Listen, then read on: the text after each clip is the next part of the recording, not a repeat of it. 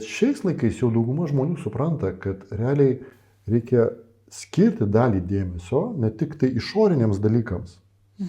karjerai, vaikams ir taip toliau, bet reikia skirti laiko sąmoningumui. Tai reiškia atsisukti į save,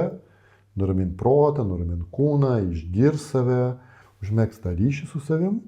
atrasti kažkokį tai lengvumą, skaidrumą, aiškumą, vidinę tvirtybę viduje ir po to eiti į gyvenimą su nauja jėga, kurti santykius, auginti vaikus, daryti karjerą ir taip toliau. Ir jeigu